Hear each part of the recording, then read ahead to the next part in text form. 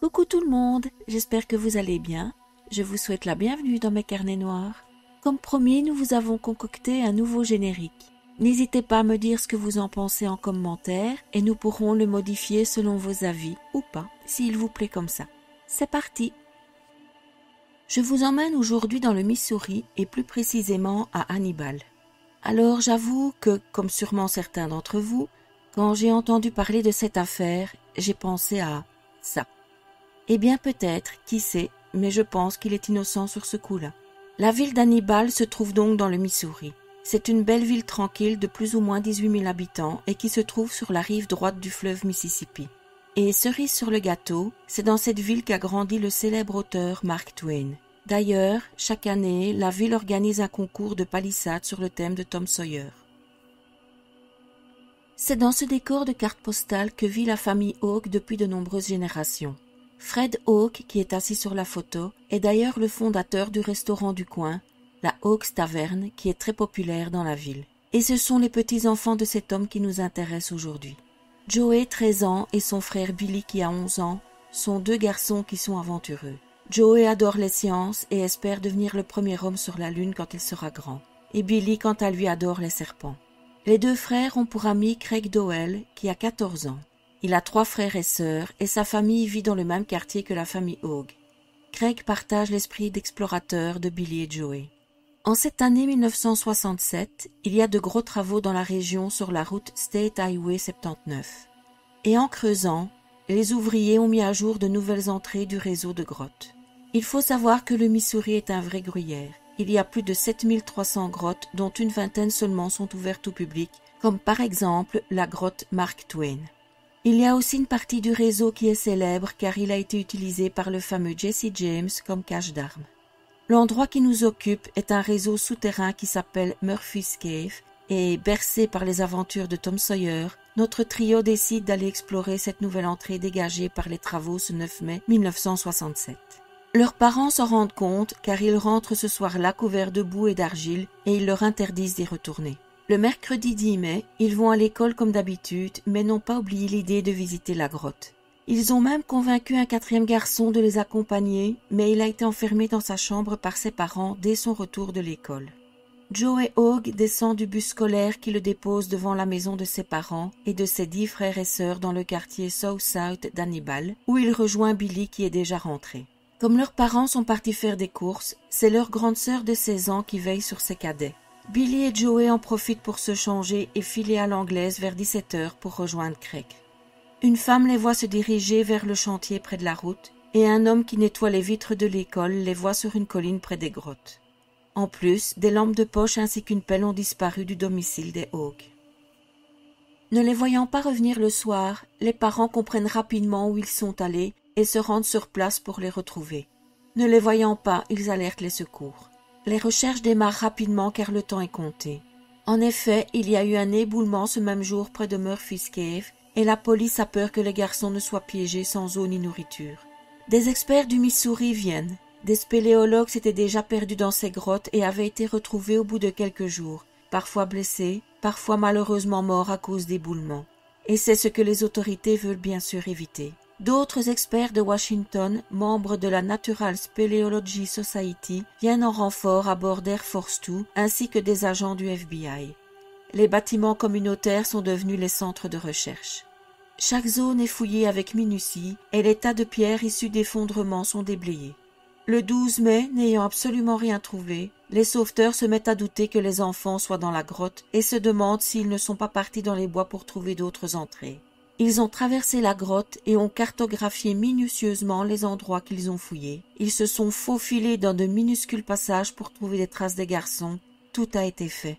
Pourtant, des témoins affirment bien avoir vu Billy, Joey et Craig se diriger vers la grotte avec une pelle. Le maire de la ville demande à la garde nationale de fouiller la zone autour de la grotte, mais sans résultat.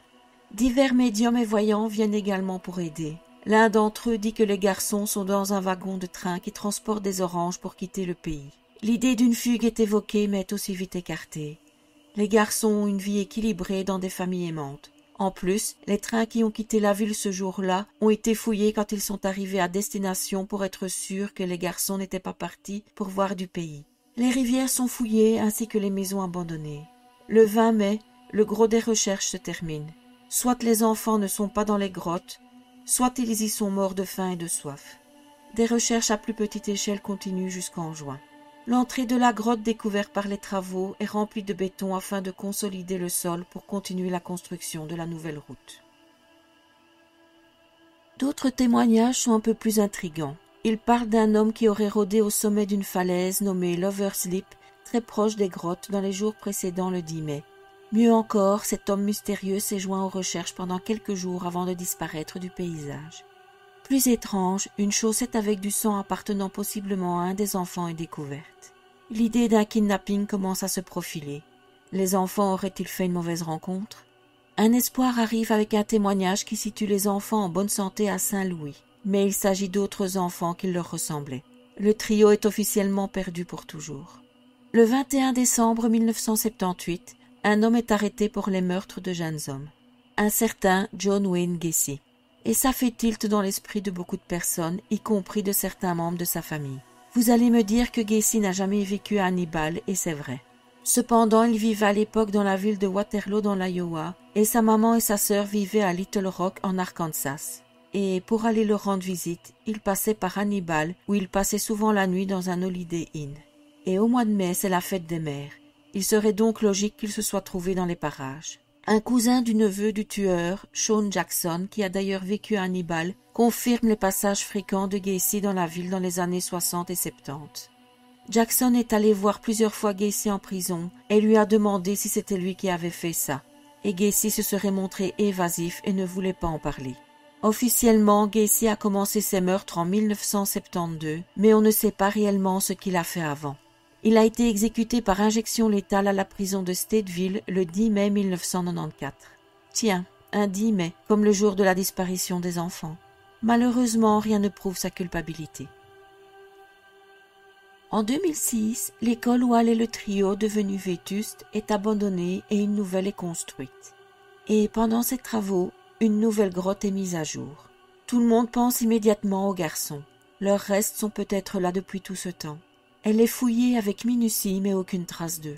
La grande sœur de Billy et Joey, qui les surveillait ce 10 mai 1967 et qui est maintenant une adulte, a une hypothèse. Pour elle, les enfants sont tombés dans un des trous creusés par les ouvriers qui travaillaient sur la nouvelle route. Ils étaient en tort car ils n'avaient pas signalé le trou par des panneaux et ils ne l'avaient pas entouré avec des rubans sur des piquets. Voyant les corps des enfants dans le trou, ils auraient rebouché celui-ci et n'auraient jamais rien dit pour éviter les ennuis ou une mauvaise publicité à la société. La théorie est intéressante, mais faire taire tous les ouvriers pendant autant d'années me paraît difficile.